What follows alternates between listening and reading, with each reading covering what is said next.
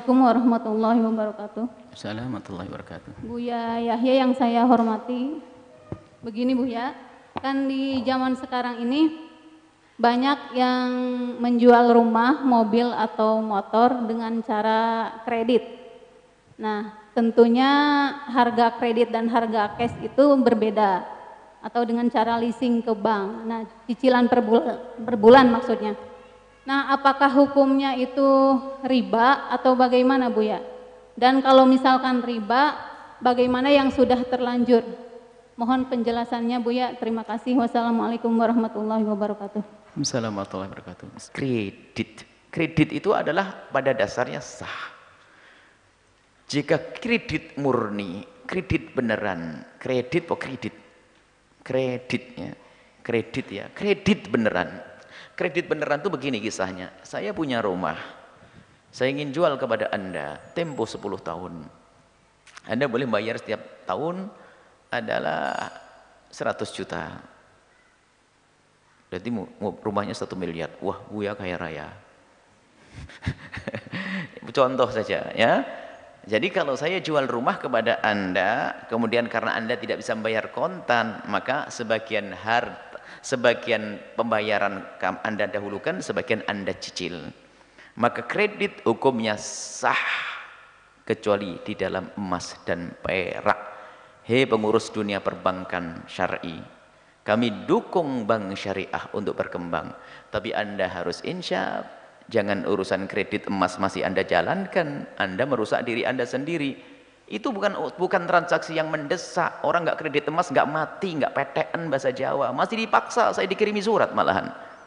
Itu haram kredit emas itu, karena emas itu harus kontan pembayarannya. Sudah nggak usah dimasukkan kalau Anda pengen syar'i. Itu bukan suatu yang mendesak kredit emas.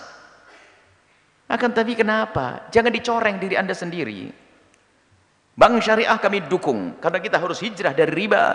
Tapi dari bank syariah sendiri harus segera berbenah. Kami gembar-gembar ke sana kemari bank syariah. Tapi Anda tolong dong berbenah. Jangan malah mendatangkan produk-produk yang nggak benar. Kredit emas Anda jangan dipercaya, jangan ikut itu. Dia salah, bukan berarti banknya harus Anda tinggalkan. Produknya saja yang harus Anda tinggalkan. Jangan ninggalkan banknya.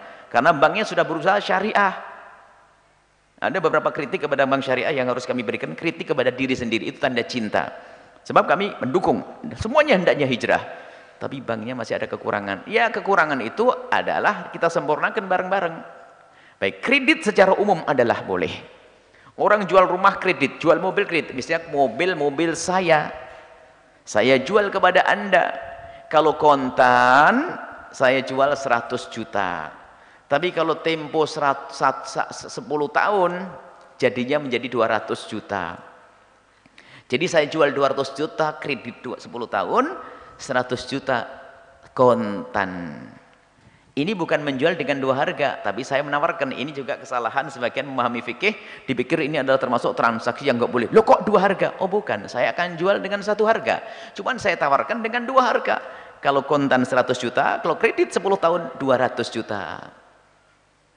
Maka transaksinya setelah ini Anda pilih yang mana? Saya ambil kredit saja. Berarti Anda ngambil yang 200 juta. Yang tidak diperkenankan dan tidak sah dalam transaksi adalah jika kita berpisah, mobil Anda bawa, belum ada ketentuan Anda ngambil yang kredit atau Anda ngambil yang kontan. Misalnya saya tawarkan kepada Anda, ini kalau kontan 100 juta, kalau 10 tahun, kalau kredit 10 tahun 200 juta. Tatanya, marhaba, Anda bawa mobil, nggak sah. Kenapa? Saya nagih yang mana? Ribut nanti. Anda pengen ditagih yang 100 juta, saya pengen nagih yang 200 juga gulat nanti masuk mahkamah. Maka kalau sudah dipilih, maka menjadi menjual dengan seharga satu. Ini juga termasuk ada kesalahpahaman fikih, kadang-kadang nawarkan jangankan kok dua harga, 10 harga boleh. Ini kalau kontan 100 juta, kredit setahun 110, kredit 2 tahun 120, kredit 3 tahun 130, kredit 4 tahun 100, terus. Itu tawaran, tinggal Anda pilih yang mana. Belum transaksi ini, masa tawar-menawar transaksi. Baru setelah itu transaksi, aku ambil satu harga, selesai. Baik, kredit seperti itu aslinya kredit pada dasarnya adalah boleh. Cuman yang jadi masalah, ini kredit ini urusannya dengan siapa ini? Kalau seorang showroom menjual mobilnya kepada saya beli mobil ke showroom kredit dan benar-benar barangnya mobilnya showroom, saya bayar ke showroom ya sah-sah saja. Cuman kalau kisahnya showroomnya ini adalah nggak punya duit, nggak mampu untuk mendatangkan 300 unit mobil. Marketnya bagus, datang 500 orang mau beli mobil. Merek apa tuh ala kadarnya tuh. Nah, setelah itu harus tidak punya uang, gandeng bank panas, bank yang ada ribanya. Akhirnya pihak bank yang membiayai, pakai bunga atau tidak? Baik benar kalau bunganya nggak pakai, kalau banknya nggak pakai bunga namanya harum, bunga baunya busuk, bunga bank harus pakai bunga. Akhirnya Anda mengambil, Anda harus bayar kredit. Baik, setelah Anda bayarnya kemana? Ke bank. Berarti Anda ini orang yang tidak pintar lagi, karena Anda bayar ke bank itu sebenarnya Anda bayar, pertama adalah bayar mobil Anda, yang kedua keuntungan kepada yang punya mobil, yang ketiga adalah bayar bunganya. Anda harus sadar, Anda yang bayar bunga sebetulnya. Ya, Anda yang bayar bunga, berarti Anda telah menolong dalam kebatilan. Memang Anda tidak secara langsung berurusan dengan bunga, tapi Anda menolong dia. Oh, saya tidak tahu. Kalau Anda tidak tahu, dimaafkan sekarang. Kalau pura-pura tidak tahu yang jadi masalah. Dan sebagian ustadz yang kita temui memang tidak tahu, menganggap kredit saya dipikir memang showroom itu punya mobil banyak. Enggak, tidak semua showroom banyak mobilnya. Itu urusan sama dunia perbankan. Nih, banyak sebagian ustadz mobilnya bagus-bagus, tapi kredit. Kalau kredit syar'i, alhamdulillah. Tapi kredit ini tidak syar'i, kalau tidak tahu semoga Allah mengampuni. Tapi sebagai seorang ustadz hendaknya harus mengetahui dong. Baik, nah permasalahannya adalah bukan masalah kreditnya, masalah cara kreditnya tadi. Kalau seandainya urusannya dengan showroom langsung nggak ada masalah, tapi pihak showroom tidak punya duit lalu urusan dengan bank. Loh, apakah bisa disyariahkan? Diatur transaksi yang menjadikan syar'i.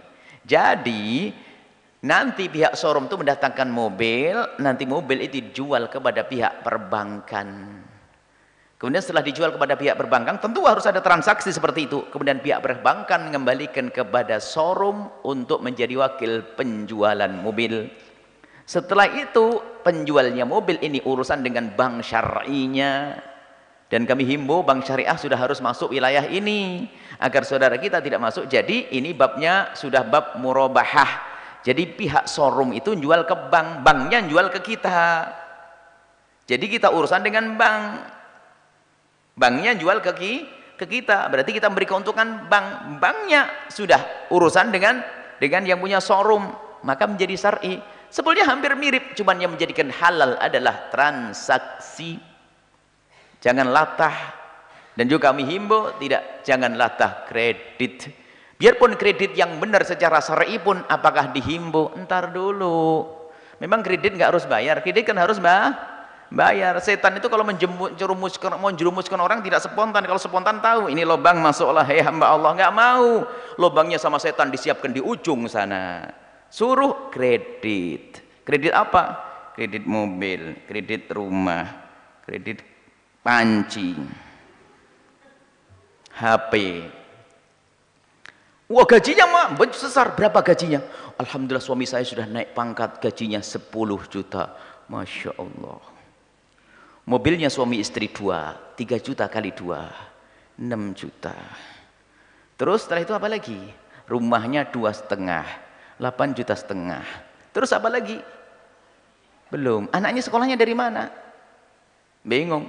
Nah, lihat kreditnya yang syar'i padahal. Melalui bank syariah Al-Bahjah padahal. Tapi apakah dihimbau semacam itu? Enggak. Biarpun Al-Bahjah punya bank gede, kami tidak menghimbau Anda melakukan yang demikian itu. Karena apa? ujung-ujungnya di sana setan. Kamu tagihan, malu dong, gayanya mobilnya bagus, kredit macet, enggak bisa bayar. Akhirnya mulai malu. Akhirnya setelah begitu ngambil kerjaan asal, yang penting dapat duit, kebayar. Akhirnya yang lakukan yang haram, masuk perangkap setan.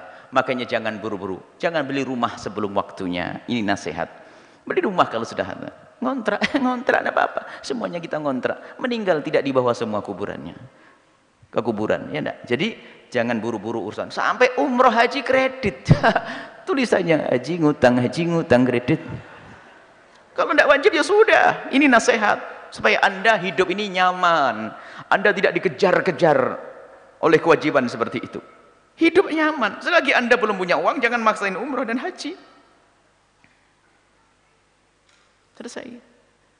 Rumah baginda Nabi, rumah Riyadh, kalau ditarik pintunya itu dalam waktu yang lama itu langsung tanahnya dalam, karena pintunya nyangkut ke tanah. Allah. Ada di Mekah miniaturnya rumah Rasulullah SAW. Oh, sederhana sekali. Di Mekah ya. Di Madinah. Di Madinah ada orang membuat miniatur rumah Nabi dan seterusnya. Ternyuh kita melihatnya. Begitu sederhananya. Oh, itu kan Nabi. Jangan ngomong itu Nabi. Nabi itu sering mendapatkan hadiah macam-macam, emas segala macam. Bisa Nabi buat istana megah, bisa. Nabi pernah mendapatkan hadiah baju bersulam emas. Mana punya bersulam emas? Orang paling kaya di Indonesia pun nggak punya baju bersulam emas kok.